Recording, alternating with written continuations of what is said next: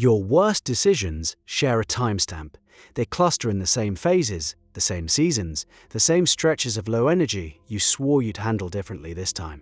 There's a pattern buried in your worst moments, and ancient philosophers mapped it thousands of years before you were born. If you don't learn to read it, you'll keep mistaking a temporary phase for a permanent collapse. The Kybalion, a text rooted in Hermetic philosophy, names 7 principles that supposedly govern reality. The 5th one, the principle of rhythm, states that everything flows in and out, rises and falls, swings forward and back, tides, seasons, empires, moods. The pendulum swing shows up in everything, and nothing escapes it. That sounds like a greeting card, but watch what happens when you take it literally. Track your energy across any 90-day stretch. Write down 3 numbers each night: physical energy, mental clarity, emotional stability. Scale of 1 to 10, do this honestly for 3 months, and a shape emerges. Peaks and valleys start repeating. The intervals between them stabilize. You'll notice the dip before it arrives, because it arrived at roughly the same interval last time and the time before that. This is where most people stop reading and dismiss the whole thing as astrology. Fair enough, so consider the science instead. Chronobiology, the study of biological rhythms, has documented cycles operating at every scale in the human body. Circadian rhythms run roughly 24 hours, ultradian rhythms pulse every 90 to 120 minutes during waking hours. Infradian rhythms stretch across weeks and months. Your body temperature, hormone secretion, cognitive performance, and immune function all oscillate on predictable schedules.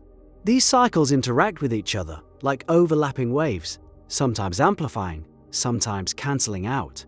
On days when multiple cycles peak together, you feel unstoppable. On days when several hit their trough simultaneously, you feel broken. Same brain, same life.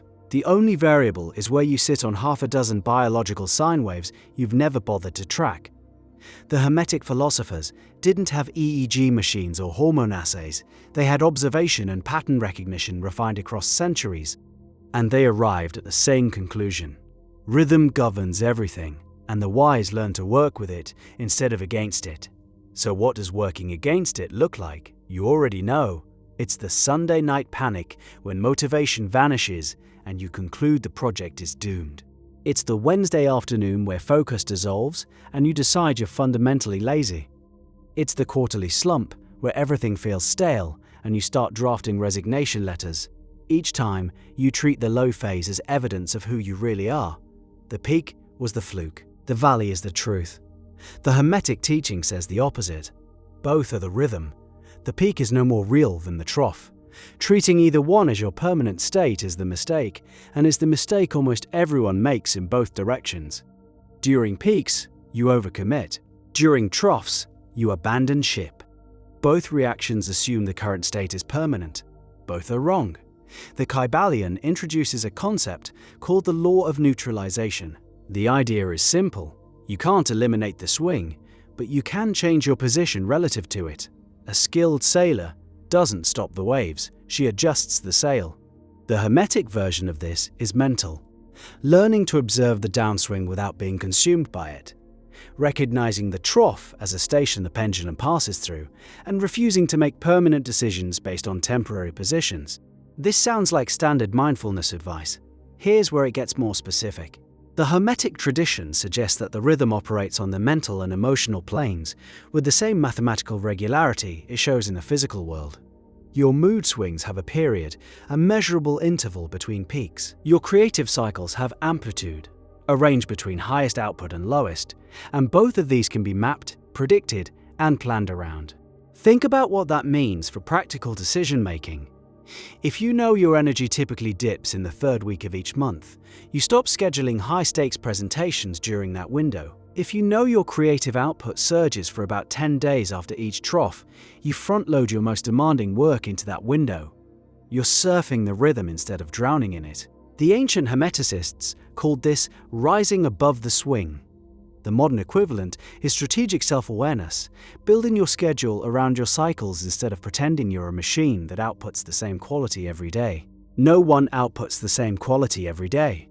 The pretense that you should is a factory error holdover. Assembly lines need consistent output. Humans produce in waves. There's a darker side to misunderstanding rhythm, and it shows up in relationships constantly. Two people in a partnership each have their own cycles. Sometimes those cycles sync, peaks align, and the relationship feels electric. Then the cycles drift out of phase. One person hits a trough while the other peaks. The peaking partner interprets the other's withdrawal as rejection. The troughing partner interprets the other's energy as pressure. Neither realizes they're watching two independent pendulums doing exactly what pendulums do. Marriages end over this. Friendships dissolve. Business partnerships fracture. Two people who are genuinely compatible conclude they're fundamentally mismatched because they encountered a phase where their rhythms diverged and mistook it for incompatibility. The Hermetic teaching would say, wait, the pendulums will realign. They always do, unless you destroy the structure while they're out of phase. Patience during divergence is the entire skill. Now, there's a legitimate criticism here. If everything is cyclical, does that mean effort is pointless? If the trough is coming regardless, why push during the peak? This misreads the principle. The Hermetic framework says the swing is inevitable, but the plane on which you swing is yours to choose. Picture a pendulum mounted on an elevator. The pendulum swings left and right no matter what. That swing is rhythm. You can't stop it. But you can raise the entire elevator. On a higher plane, even your lowest swing sits above where your highest swing used to reach. Growth changes the baseline. Rhythm determines the fluctuation around that baseline. A person who spent 5 years building skill, knowledge, and resilience still has bad weeks. Those bad weeks just operate at a level that would have been a peak 5 years ago. This is why the Hermetic tradition emphasizes both acceptance of rhythm and consistent upward effort. You accept the swing, you refuse to accept the current floor. The practical application comes down to 3 behaviors. Track your cycles with enough consistency that you can see the pattern. 90 days minimum. Written down, not just remembered. Memory distorts patterns. Written records reveal them. Second, build your commitments around the rhythm instead of against it. Protect your trough periods from high-stakes obligations, the same way you protect a healing injury from strain. And plan your most ambitious work for the windows where your track data shows you'll have the energy to execute. The third behavior is the hardest, and it's the one the Hermetic tradition emphasizes most.